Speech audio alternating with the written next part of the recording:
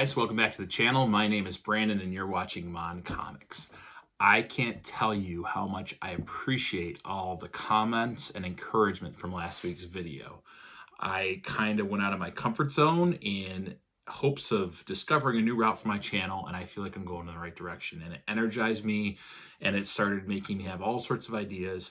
And heck, I even downloaded a new software to edit with and try new things. And I love learning, and I want to teach, and I want to just take anyone along for this journey that I can. So if you watched last week's video and you haven't subscribed to the channel yet, if you would consider doing so, it would mean a lot to me. It helps the channel grow, puts me on the algorithm. It's really just helps me.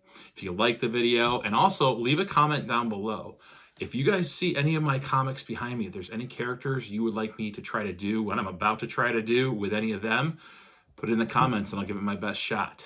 This week, I was inspired by a package I received from Jab's Expensive Paper. A couple other fellow YouTubers out there doing their thing, and they sent me this, an oversized Marvel card that was inspired by this awesome Marvel dragon. So sit back, let's take a deep dive into Strange Tales 89 and talk about the first appearance and origin of Fin Fang Foom.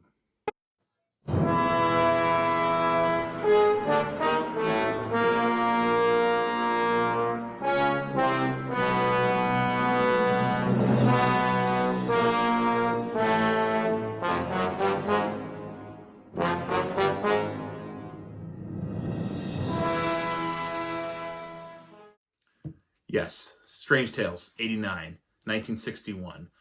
Probably my favorite pre-hero Marvel monster, and it's not by much because this came out in October, and in November we were introduced to the Fantastic Four, which ushered in the hero era. This was the brainchild of Stan Lee and Jack Kirby. The inspiration that Stan Lee got for the name Fin Fang Foom came when he was a young boy. He was interviewed in 2005, and he had gone to a movie adaptation of the long-running British stage musical Chu Chin Chow.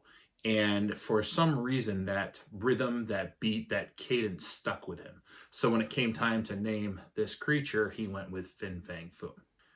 It's crazy to me that his second and third appearances we don't see until Astonishing Tales 23 and 24 in 1974 when he fights It, the Living Colossus. I consider this book to be more of a first appearance because, as I'll show you in the pages to come, and I'm not going to show you every page, but just the ones that I think are critical to the story, he's just really named a dragon that is asleep, and you'll see that. And his origin, really, you can get a deep, good look at that in Iron Man 274 from 1991, a Copper Age comic. The cover is by Paul Ryan and Bob Wycheck, and it is written by John Byrne, and what a fantastic cover it is. But I'll also dive into this. Now, there's many more stories from the modern age that feature Fin Fang Foom, some great ones that I'll put into the description of this video that people should check out. Heck, there's even one where they make him a chef of a restaurant. I believe it's called Fin Fang Farm to Table. So I'll put that down below. But I like to think of these two books giving you a really good idea of Fin Fang Foom. So let's start out looking at Strange Tales so I can talk about what happens in this book. Today, inside the totalitarian regime of Red China, scenes such as this occur frequently. Okay, so this first page just sets up the story. We see Fin Fang Foom written on the wall. You know, the Chinese, the Red Army coming after the freedom-loving traders.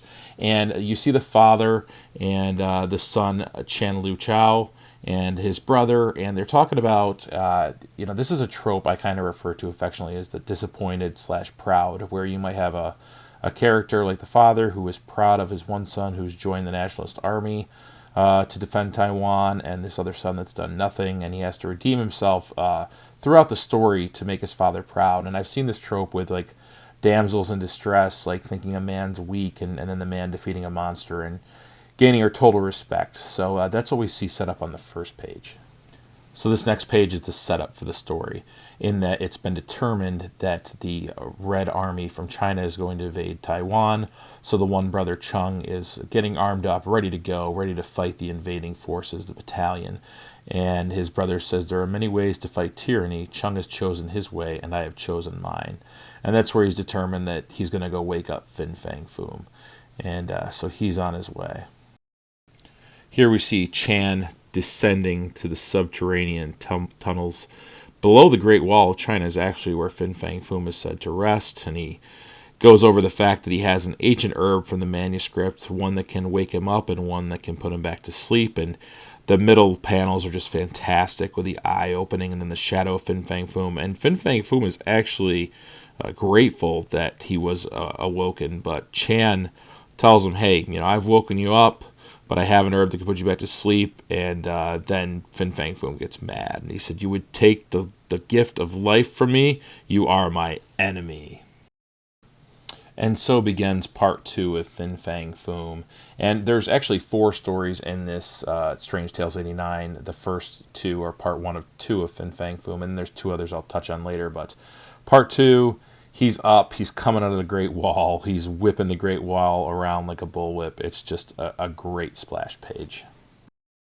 This page is showing us that he's gotten Fin Fang Foom by the battalion of the Red Chinese Army, and he's goaded him into doing exactly what he wanted to do, was to destroy the army, and Fin Fang Foom proceeds to just take them out with no prejudice. In the last 2 pages, we see Chan working his way back towards the crypt, leading Fin Fang Foom down to it. Fin Fang Foom thinks he's got him trapped. He crashes through, and then Chan has tricked him with the herb to put him back to sleep. And he's won the father and his brother's respect at the end of the story, and says, there are many ways to wage war, father. Some men do it with a sword, others with a bit of knowledge, which they manage to glean from ancient writings. So yeah, just a really tropey, campy, but it gets the story told of Fin Fang Foom. Fin Fang Foom, which in the comics loosely translates to Earth language as he whose limbs shatter mountains and whose back scrapes the sun. I think that's a really cool tagline for a creature. So you can see, as I laid out in some of those panels and talked about, communism, Red Scare. It's a looking glass into the time frame. There's a lot of tension and fear with that, and that was put into a lot of comics, whether it be monster comics, hero comics, anything that they could use to stomp out communism. And in this case, it was a giant dragon.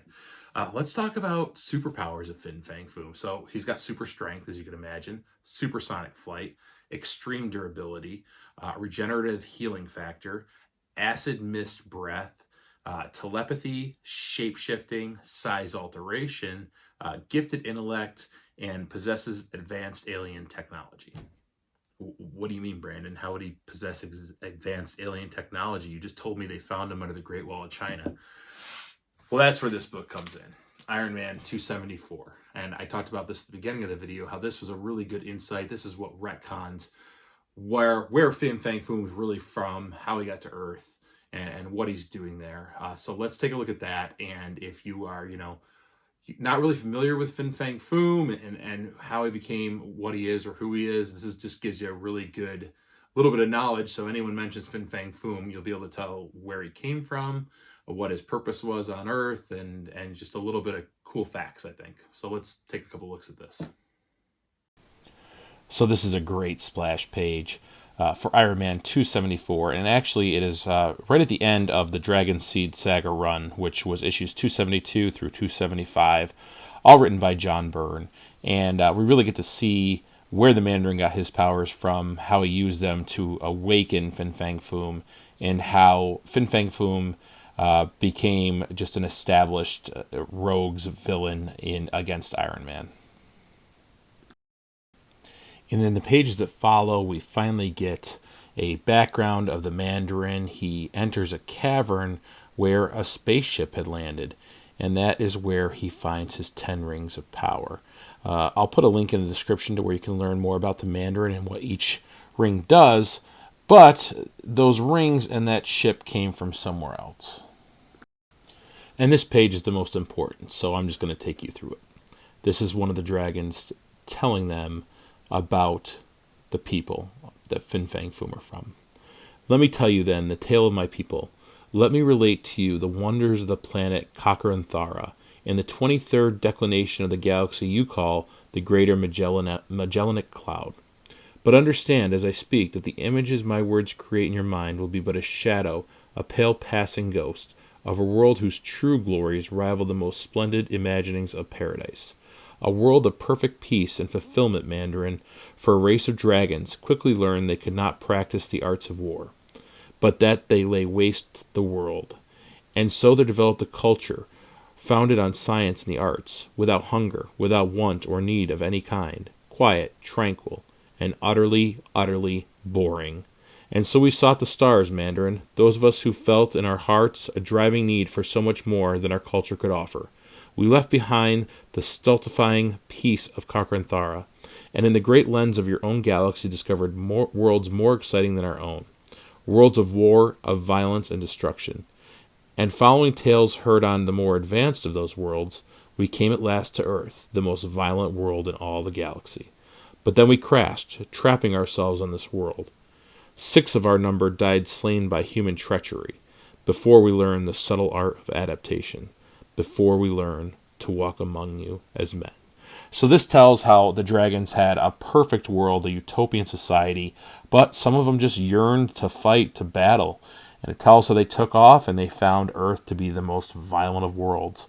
And they got there, and in stories it's been told that, some of the dragons were slain by ancient Chinese, people who, you're fighting dragons. They're gonna kill these beasts that threaten them, and then they learned how to shapeshift into humans. And these last 2 pages I'm showing are Chen Su, which is the leader of the dragons. He's requesting the rings back from the Mandarin. It's time for him to surrender the rings of power, to return them to their rightful owners, to let the rule of the Dragon Lords commence.